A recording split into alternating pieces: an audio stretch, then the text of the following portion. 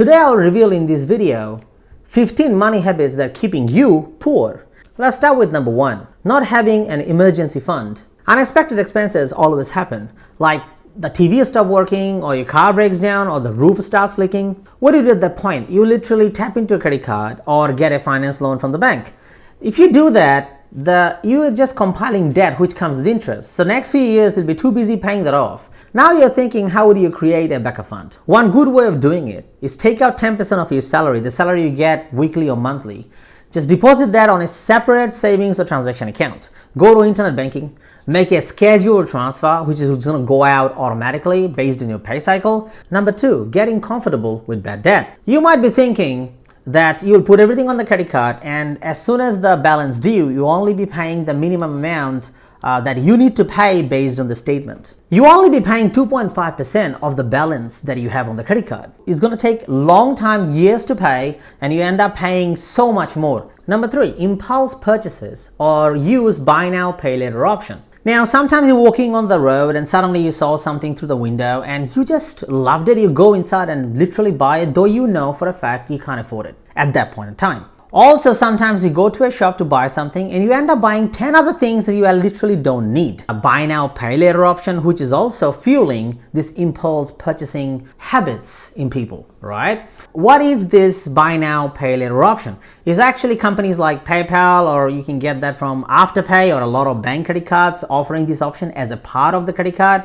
You would make a purchase, you don't pay anything at the point, you would pay that off in 4 interest-free payment installments. The companies who's offering, they know that most people are very bad in managing money. About 25% of your entire purchase price is penalty fee or late fee for missing one of the installments. Number 4, not tracking your expenses. When you don't track your expenses, suddenly you spend more and you realize you don't have enough money, so you have to think about you need to make more money. So you do make more money, suddenly you spend more money, and it's not getting you anywhere. Though you're making more money, still you are not achieving that financial success.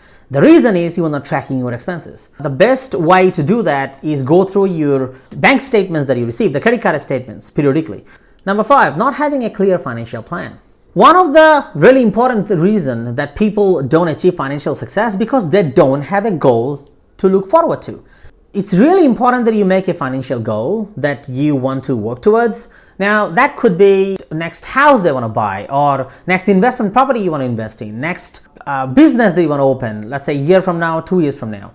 Identify how much money you actually need to save up, and from that point forward, you actually work backwards. You can create a budget in a way that how much money you're going to spend per week on coffee, groceries, on entertainment for yourself, or the things that you actually require. And when you save it a week and then 2 and 3, you will see after 12 months, you end up saving the money you need.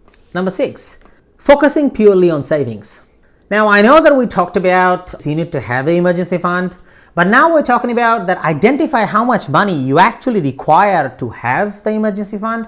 Saving more than that is actually counterproductive.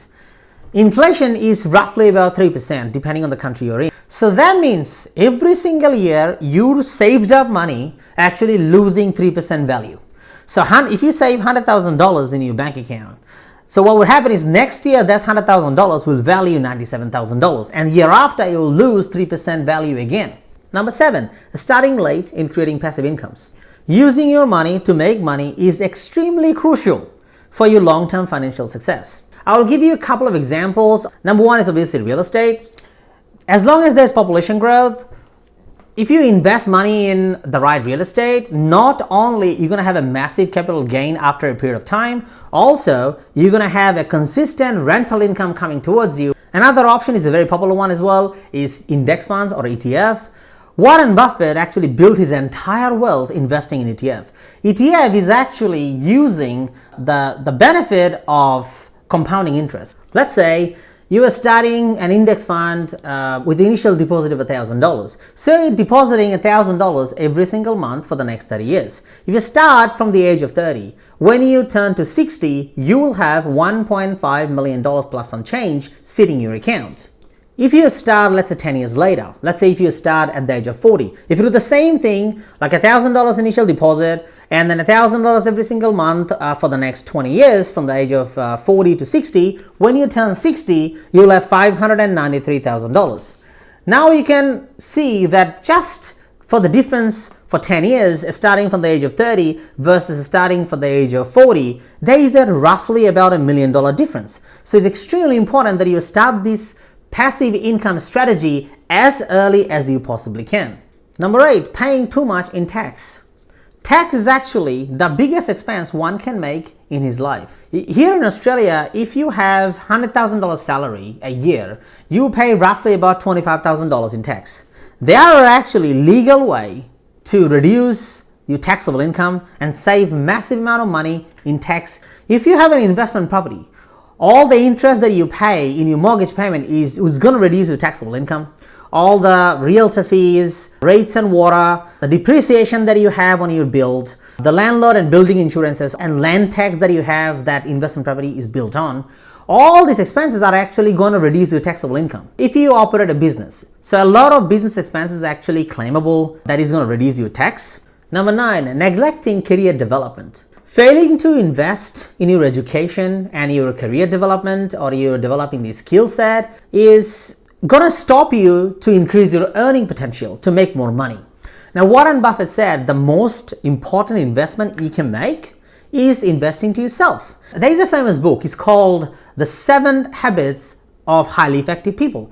The author, Stephen Covey, said on that particular book, the 7th habit, the last habit, is actually sharpening your saw. What that means is you continue to develop your skill set, because the better your skill set goes, more money, more opportunities of making money actually open up to you.